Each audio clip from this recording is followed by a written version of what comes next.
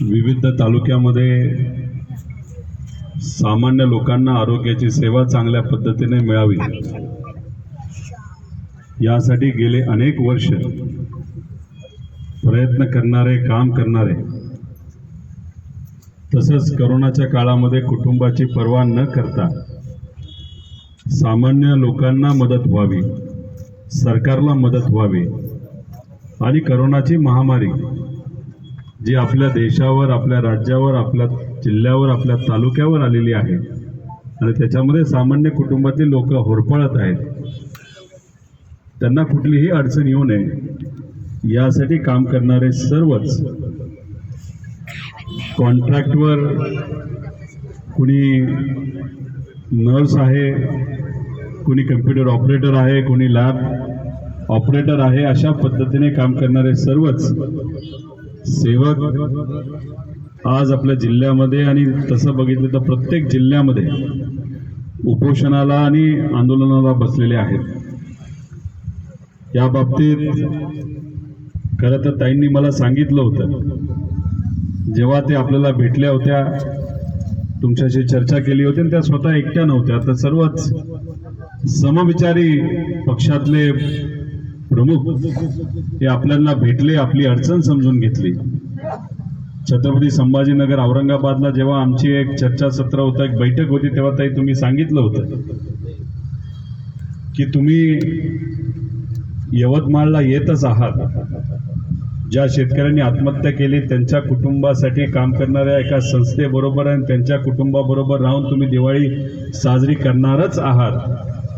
पण येत असताना तुम्ही आमच्या या युवांना भेटा, या वैद्यकीय क्षेत्रामध्ये काम करणाऱ्या आणि आता आंदोलन करणाऱ्या आणि काळी दिवाळी साजरी करणाऱ्या या युवांना तुम्ही भेटलंच पाहिजे असं विनंती तुम्ही केली होती. आणि त्यावेळेस सुद्धा मी तुम्हाला बोललो होतो, कोरोनाच्या काळामध्ये आम्ही काही घरात बसलो नव्हतो, आम्ही लोकात होतो.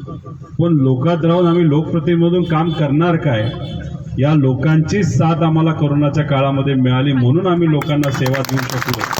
आणि तीच लोक जर आज आंदोलनाला नाही तर उपोषणाला बसले असतील, स्वतःच्या हक्कासाठी लढत असतील, तर आमची जबाबदारी, आमचं कर्तव्य आहे की त्यांना पाठिंबा देण्यासाठी, तसंच त्यांचं ऐकून घेण्यासाठी. अधिवेशनामध्ये आमदार म्हणून आम्हाला जी ताकद मिळाली आहे, तर तुमच्या सर्वांचे मुद्दे मांडण्यासाठी मी तिथं येणार आणि तो दिलेला शब्द पाळून आपल्यापाशी इथं मी आलेलो आहे. त्याच्याचबरोबर तुम्ही जे इथं मुद्दे मांडले, ज्याच्यामध्ये एकतर परमनंट झालं पाहिजे असा एक मुद्दा तुम्ही मांडला, त्याच्याचबरोबर परमनंट होईपर्यंत जर प्रक्रिया लांब असेल तर मग समान वेतन हे तुम्हाला मिळालं पाहिजे अशी तुमची दुसरी मागणी याच्यामध्ये आहे. आणि तिसरी मागणी जी आहे की नियमित कर्मचारी यांचे प्रमाण, वैद्यकीय सजावटीचे जे काही नॉर्मल परमनंट अधिकारी असतात, कर्मचारी असतात, त्याच्याच पद्धतीने आम्हाला सुट्ट्या आणि विविध गोष्टींचं त्या सगळ्या गोष्टी लागू हव्यात. अशा 3 तुमच्या मागणी आहेत. पहिली मागणी पूर्ण झाली तर खालच्या 2 ऑटोमॅटिकली पूर्ण होतात आणि खालच्या वरची व्हायला जर वेळ लागत असेल तर खालच्या 2 वर पहिलं लक्ष घालावं लागेल. त्यामुळे हे 100% मुद्दे आणि अशा तुमच्या सगळ्यांची मागणी अधिवेशनामध्ये मी मांडेल असा शब्द तुम्हाला देतो. तुम्हाला माहीत असेल, अनेक नेते येतात जातात, सत्तेत नसतील तर मोठ्या मोठ्या घोषणा करतात आणि म्हणतात आम्ही सत्तेत येऊ द्या. सत्तेत आल्यानंतर पहिल्याच कॅबिनेटमध्ये नाही तर पहिल्याच बैठकीमध्ये तुम्हाला कुठलीही अडचण येणार नाही, तुमच्या सगळ्या मागण्या आम्ही मान्य करू, अशा काही नेत्यांनी तुम्हाला सांगितलं असेल जे आज सत्तेत आहेत.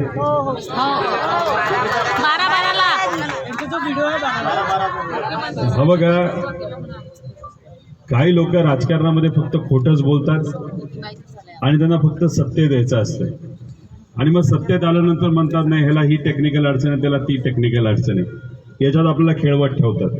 मी तुम्हाला एवढंच सांगेन की ह्या तुमच्या ज्या 3 मागण्या आहेत, पहिली मागणी ही महत्त्वपूर्ण आहे, त्याच्यामध्ये टेक्निकल काही गोष्टी आपल्याला बघाव्या लागतील. पण खालच्या 2 मागण्या ज्या आहेत, आता मी सत्तेचं बोलणार नाही, पण तुमच्या 3 मागण्यासाठी आम्ही लढूच. पण हे लढत असताना आत्ता तरी तुम्हाला लगेच कामाला रुजू होण्यासाठी खालच्या 2 मागण्या आहेत त्या पहिल्या हातामध्ये घेऊ, पहिली मागणीसाठी लढूच, पण त्या मागणीसाठी अनेक संघटना लढत आहेत, त्याला वेळ लागू शकतो आणि त्याच्यात जर आपण लक्ष घातलं तर वर्ष कशी निघून जातील हे नाही, पण जेव्हा सत्ता येईल त्या बाबतीत नक्कीच या बाबतीत सकारात्मक विचार करून तुम्हाला न्याय हे आम्ही सर्वजण देऊ असं इथं सांगतो. तर या खालच्या दोन मागण्या त्याच्यामध्ये आम्ही लक्ष घालून त्या धरून ठेवू आणि तुम्हाला त्या बाबतीत 100% न्याय कसा मिळेल याच्यासाठी 100% प्रयत्न आम्ही सर्वजण करू असे शब्द इथं आपल्या सर्वांना देतो. आणि हे करत असताना खालच्या 2 मागण्या पूर्ण होत असताना पहिली जी मागणी आहे ती सुद्धा आपण हातामध्ये घेऊन ती झाली पाहिजे, कारण का सुप्रीम कोर्टाचा एक निकाल आहे की 10 वर्ष एखादी व्यक्ती जर सरकारी यंत्रणेमध्ये काम करत असेल तर त्या व्यक्तीला परमनंट हे केलंच पाहिजे असा एक कुठला तरी नियम आहे. असा जर सुप्रीम कोर्टाचा नियम असेल तर तो कुठं ना कुठं तरी कदाचित हाच आहे का, मग तो लागू तर करावंच लागतं. त्यामुळे कुठलीही सत्ता आली तरी ह्या गोष्टी त्यांना लक्षात घ्याव्याच लागतात. तुम्ही कदाचित एका मंत्र्याला भेटलेला आहात, त्या मंत्र्याचा माझा अजिबात पटत नाही, कारण का ती मंत्री आत्ता आरोग्य विभागात सांभाळते, आरोग्य विभाग, त्यांना खरंच आरोग्याचं काय कळतं काय हे मला सांगता येणार नाही, कारण का त्यांना हपकीन काय हेच माहीत नसेल तर ते लोकांना न्याय कसे देणार. आणि ज्या पद्धतीने ते वक्तव्य करतात, भाषणं करतात, खालच्या लेवलला जाऊन बोलतात, त्यामुळे ते काय योग्य नाही. पण तरीसुद्धा अधिवेशनामध्ये आम्ही हे मुद्दे मांडूच. फक्त विनंती एवढीच करेल, आता हा लोकप्रतिनिधी म्हणून विनंती करण्याचा माझा मार्ग आहे, श्रीमंताचा विषय याच्यामध्ये येत नाही, पण मी माझ्या मतदारसंघामध्ये आरोग्य शिबिरं घेतो आणि तुमच्यासारखेच तिथे असणारे सामाजिक कार्यकर्ते, म्हणजे मी तुम्हाला सामाजिक कार्यकर्तेच म्हणेल, तिथं मला खूप मदत तुमच्यासारख्या लोकांची होत असते आणि आरोग्य शिबिरं खूप सुंदर पद्धतीने आम्ही घेत असतो. आत्ता आरोग्य शिबिर घेत होतो तेव्हा तिथं महिलांबाबतीतलं होतं, 22,000 महिलांना आम्ही तिथं